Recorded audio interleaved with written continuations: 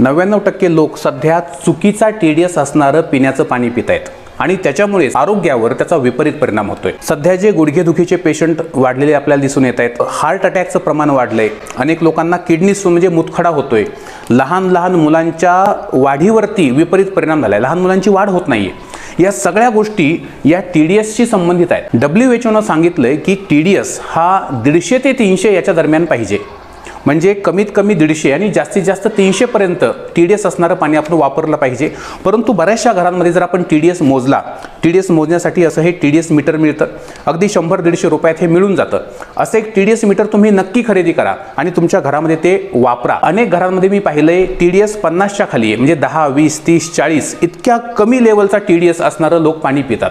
त्याचं कारण असं आहे की हे कमी TDS असणारं पाणी चवीला चांगलं लागतं, त्याची चव चांगली लागते, परंतु त्याच्यामुळे जे गंभीर परिणाम होतात ते लोकांना लक्षात येत नाहीत।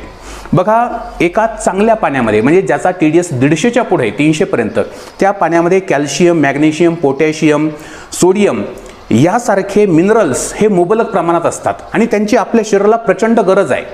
परंतु जेव्हा TDS 50च्याही खाली जातो किंवा 100च्याही खाली जातो, तेव्हा हे मिनरल्स त्या पाण्यात उरत नाहीत।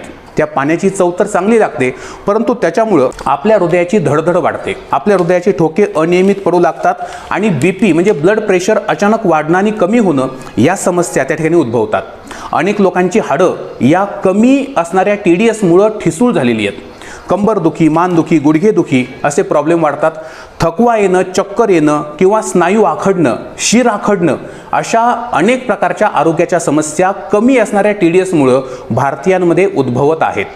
तर दुसऱ्या बाजूला जर TDS हा 500 पेक्षा जास्त असेल, 150 ते 300 पर्यंत चांगला आहे, 300 ते 500 सुद्धा तेही पाणी आपण पिऊ शकतो, परंतु त्याच्यामुळे मुतखडा होण्याचे चान्सेस वाढतात आणि 500च्या पुढे तर मुतखडा 100% होणार, पोटाचे त्रास होणार, दातांच्या समस्या निर्माण होतात। लक्षात ठेवा, आपण कोणत्याही कंपनीचं त्या ठिकाणी वॉटर प्युरिफायर विकत घ्या, त्याच्यावरती RO, UV, UF आणि टेस्ट एनहान्सर या 3-4 गोष्टी मेन्शन केलेल्या असायला पाहिजेत।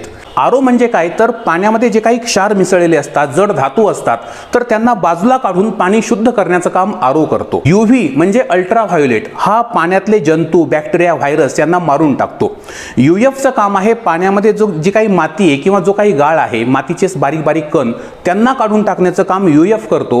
तर मिनरलायझरचं काम आहे की पाण्यामध्ये जी खनिजं आवश्यक आहेत तर ती खनिजं पाण्यामध्ये ऍड करणं। जास्तीत जास्त मित्रांना हा व्हिडिओ नक्की शेअर करा, माहिती आवडली असेल लाईक करा आणि अशाच प्रकारच्या माहितीसाठी आपल्या पेजला फॉलो करा। धन्यवाद।